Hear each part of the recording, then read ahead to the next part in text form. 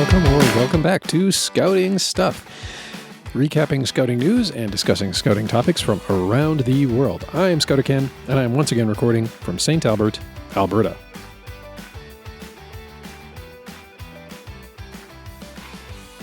Okay, let's talk gear for a minute.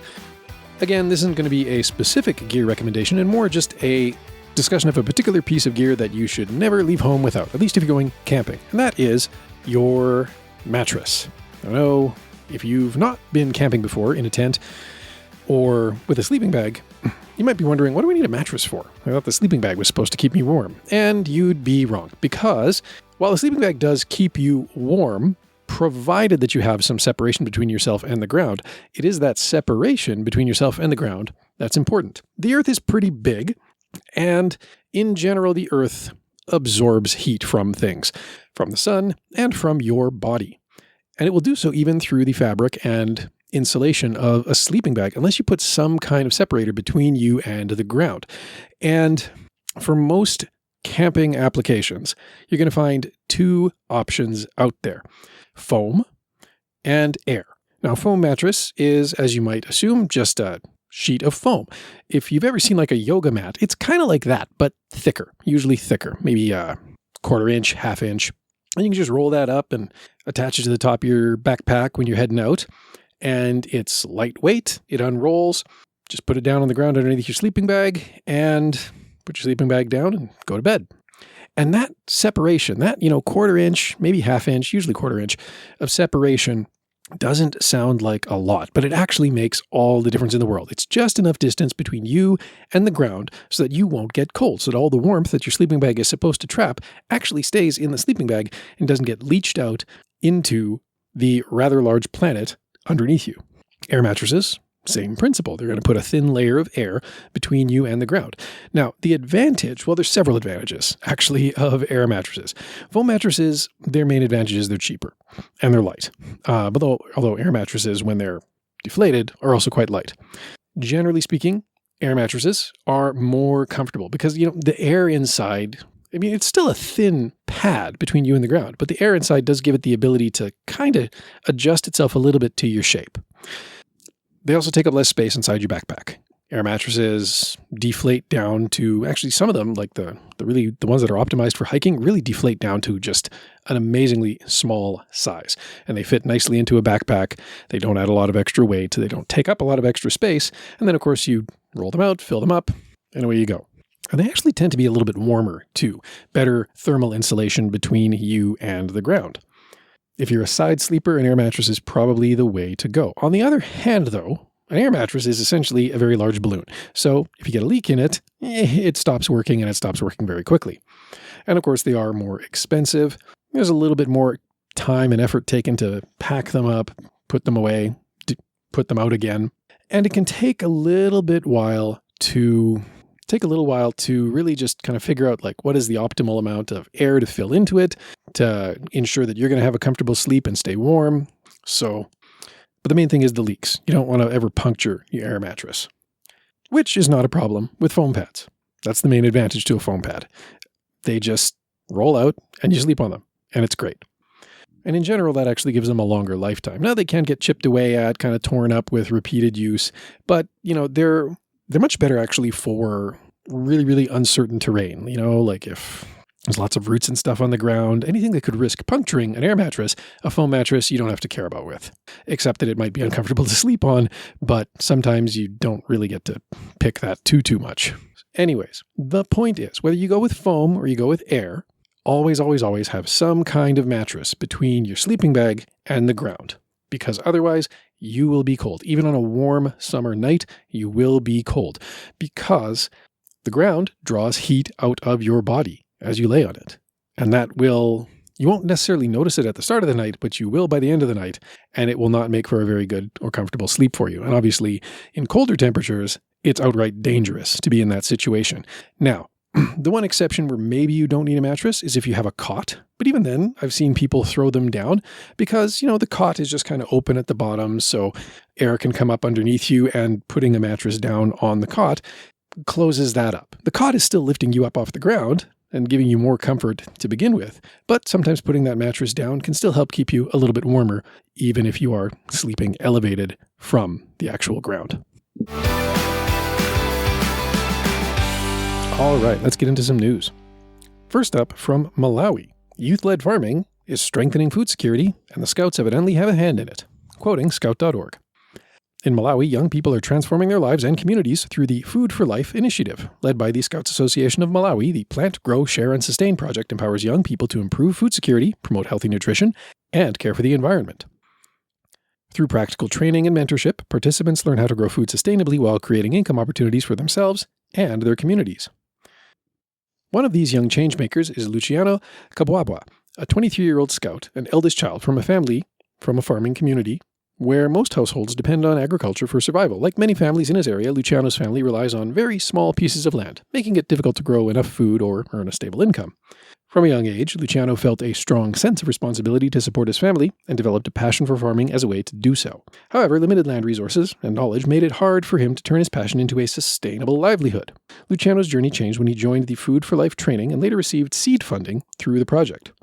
He learned improved and sustainable farming methods, including how to prepare garden beds, make organic compost, and identify markets for his produce. With these new skills, Luciano made the most of his small plot of land. His garden flourished, producing healthy crops that he could use to both feed his family and sell at the local market. End quote. So that's kind of a cool initiative. And again, one of those examples of where scouts in other parts of the world are really, really getting into their communities and helping them out in just astounding ways. Now, granted, food insecurity of this type is not really as big of an issue in Canada. And to be fair, it is actually pretty hard in at least an urban setting within Canada to have enough space to grow your own food for the year. But I do wonder sometimes if there aren't other ways that we as scouts in places like Canada couldn't find ways to bring more benefit to the people in and around us who are in their own ways struggling with issues related to poverty and to food insecurity of a different kind. Meanwhile, over in Portugal, scouts are mobilizing for ocean protection. Quoting scout.org. Throughout November 2025, scouts across Portugal once again came together to celebrate Mês do Mar, Month of the Sea, a national initiative dedicated to protecting the ocean and raising awareness about marine litter. Running from the 2nd to the 30th of November, this year's edition marked the 7th anniversary of the initiative and reinforced its central mission to engage young people and local communities in caring for the sea and coastal ecosystems. Launched by Corpo Nacional das Escutas in partnership with the Oceano Azul Foundation and the Lisbon Oceanarium, Mês do Mar continues to grow as a powerful movement for environmental action. In 2025 alone, more than 2,200 scouts took part in 77 cleanup actions across the country, collecting an impressive 7.2 tons of marine litter and cleaning up 80 kilometers of beaches and riversides. End quote. That's a really cool initiative. Gambia, meanwhile, has evidently given its scouting program something of a significant revamp. Quoting scout.org. The Gambia Scout Association has unveiled a revamped national youth program, marking a major milestone in its commitment to empowering young people and aligning scouting with global development priorities. The updated program is innovative, transformative, and firmly rooted in youth participation, integrating scouts for SDGs initiatives alongside age-tailored learning content. The revised youth program positions TGSA to deliver more effective, relevant, and impactful youth programs that respond to the evolving needs of young people while contributing meaningfully to the Sustainable Development Goals. Speaking on the development, the facilitator of the revamp process and chair of youth advisors to the Africa Scout Committee, Kuyate Mamadou, described the reform as a welcome and game-changing moment for scouting in Gambia. A core focus of the new youth program is the alignment of the educational framework with the SDGs. It incorporates flagship Scouts for SDGs initiatives such as Plastic Tide Turners, Food for Life, Nutrition Challenge, and Dialogue for Peace, positioning scouting as a practical and action-oriented platform for sustainable development. End quote. There's also going to be one more link in the show notes. I'm not going to quote from it here, but it's an essay by the Chief Education and Development Officer for World Scouting about how scouting empowers learners and educators to create all kinds of educational experiences. And it goes through scouting's broad range, the sport of 60 million young people in 222 countries and territories, some of the different programs that scouts get up to, some of the different challenges they face, and how all of this kind of points toward the ways that scouting can foster education and allows the youth participants and the program facilitators to sort of co-create these really awesome learning experiences. Like I say, I'll leave a link in the show notes. You can have a read and check it out. So I'll admit I didn't really have a discussion item lined up for this week.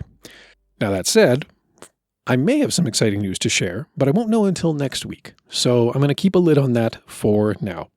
But as I was cleaning up my workspace here, I did realize something. I was a complete jerk, which is to say that I teased a photo early in 2025 of the new Scouting Stuff neckerchiefs, and they're still here. I never actually wound up getting them online available for people to order. So my apologies for that. I teased you all, and that was totally unfair, and I never actually got around to making good on the teasing. So I'm going to really have to try and buckle down and figure out what the best way to put these things online on the Scouting Stuff website is going to be. I have to reserve a few for some past guests, and then whatever I have left in the inventory, I will make available. Like I say, I just have to figure out how to do that. I looked at Shopify, but I don't think that's going to work for my needs just because of the costs involved more than anything else. I love Shopify as a platform. It's great. But for such a small batch of things, I'm not sure it's the right solution. But that leaves me in the situation of not knowing what the right solution is. So I am going to work to figure that one out.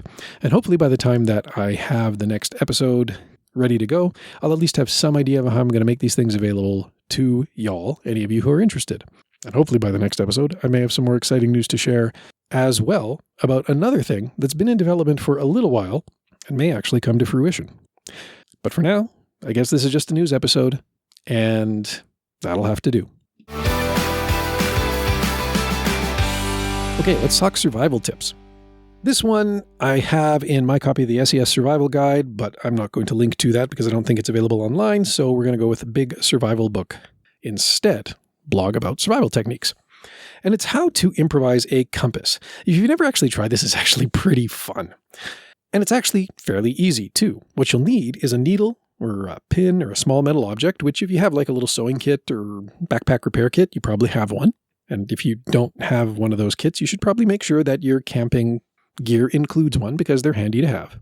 You'll need a magnet or something to magnetize the needle with. And this doesn't necessarily have to be a magnet, although that works best. But you can use silk, hair, fur, basically building up static electricity in metal. You need a container of water, something wide enough that the needle can float in it. And then you need some kind of natural markers like sticks or stones for orientation. Creating your improvised compass is pretty easy. You have to magnetize the needle, which involves rubbing it along the silk or the fur or the hair, but moving in one direction only. Repeat for about 30 to 50 strokes, and that will magnetize the needle. Again, if you're using a magnet, same idea, but make sure that you're not rubbing it back and forth. You're just going from like the base of the needle to the tip, rubbing it 30 to 50 times.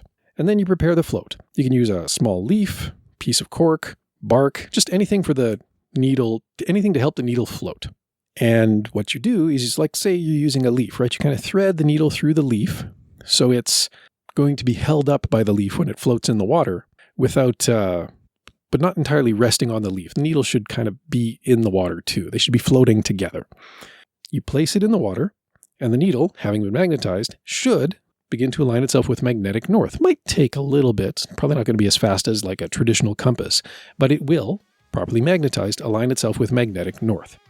And at that point, you can, use those other natural markers, sticks and stones, whatever else, to orientate yourself and start pointing yourself in the right direction. I hope you're never in a situation where you need to improvise a compass, but if you ever do, there'll be a link in the show notes and you can check it out, try it for yourself, practice, because this will be a useful technique. If you ever need to find north, you can find north. And if you're ever in a situation where that's imperative for your survival, well, now you'll know. And that is it. That is all the news I have for you this week. Thank you again for listening, and until next time, be prepared.